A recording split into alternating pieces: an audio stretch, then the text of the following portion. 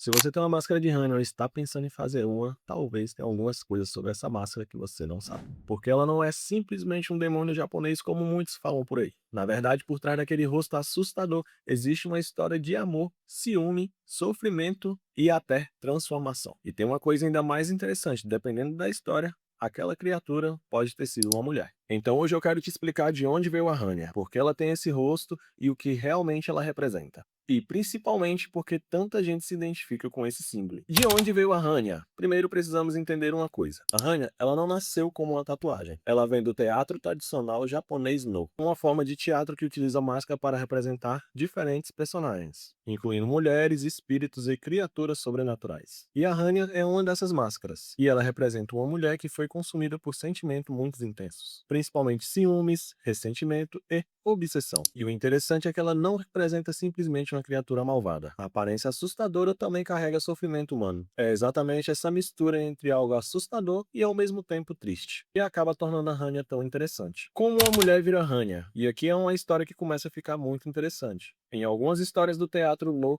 uma mulher começa como uma pessoa comum.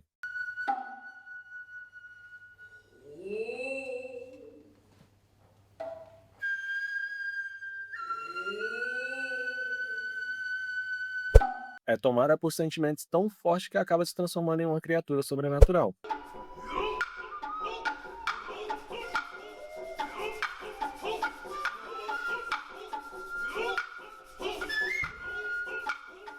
Um dos exemplos mais conhecidos aparece em Dojoji, em que uma jovem se apaixona por um sacerdote, e depois de ser rejeitada, sua paixão se transforma em uma figura. A história mostra essa transformação de uma mulher para uma criatura monstruosa. Então, quando você olha para uma Hanya, você não está olhando apenas para uma raiva, você está olhando para uma representação extrema de sentimentos humanos que saiu completamente do controle. Porque o rosto dela é assim. Agora olha para o rosto da Hanya. Chifres, dentes afiados, olhos intensos, aquela expressão que parece estar entre raiva e sofrimento. E tem um detalhe muito interessante: a máscara foi construída justamente para poder demonstrar diferentes emoções do ângulo que está se vendo. Porque dependendo da iluminação, acaba mudando totalmente a forma de se ver. Quando o rosto ele é inclinado de uma determinada maneira, ela pode parecer ainda mais ameaçadora. Quando a posição muda, a expressão pode transmitir uma sensação mais triste. E isso acaba combinando perfeitamente com a história da Hanya, porque ela pode representar justamente essa mistura de sentimentos: raiva, sofrimento, ciúmes e dor. Então a Hanya significa vingança?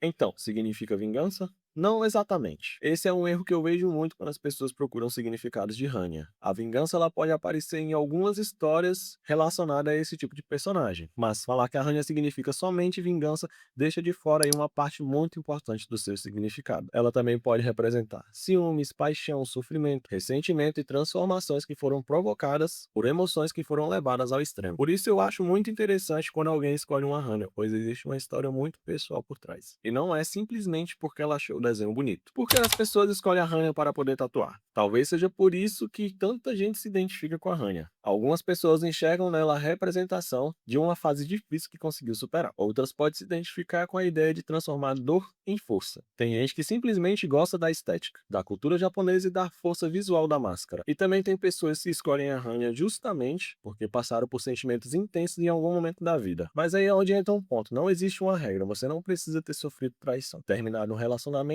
ou muito menos passado por uma situação específica. O significado de uma tatuagem também é construído pela história que escolheu carregá-la. E na tatuagem japonesa? E quando a Hanya sai do teatro e vai para a tatuagem? Ela acaba ganhando ainda mais força visual. É muito comum você encontrar máscara de Hanya dentro de composições no estilo japonês, acompanhando de elementos como flores, ondas, folhas, cobras e outros símbolos da tradição japonesa. E aqui existe uma diferença muito importante. A máscara que você vê tatuada hoje é uma das interpretações artísticas baseada nesse símbolo tradicional. Então, não é correto dizer que a máscara de Hanya foi criada para ser uma tatuagem. A origem dela é muito mais antiga e está ligada ao teatro No. A tatuagem pegou esse símbolo, a sua força visual e seu significado e transformou tudo em linguagem corporal. Então, da próxima vez que você olhar para uma máscara de Hanya, talvez você enxergue muito mais do que um rosto assustador. Pode enxergar uma história sobre sentimentos humanos levado ao extremo. E talvez seja justamente isso que faz essa máscara continuar sendo tão fascinante, mesmo depois de tantos anos. Agora eu quero saber de você. Se você tivesse que escolher uma máscara de Rania para poder tatuar, teria que representar uma fase da sua vida. Qual seria? Uma superação, uma paixão ou uma fase difícil? Ou simplesmente a sua personalidade? Me conte aqui nos comentários, porque eu quero muito saber o que a Rania representa para você. Esse foi o vídeo de hoje. Espero que vocês tenham gostado. Não se esqueçam de comentar, seguir e compartilhar com um amigo. Ah, e não se esqueça de ativar o sininho também. Valeu? Eu sou Mauro Barros e a gente se vê no próximo vídeo. Valeu!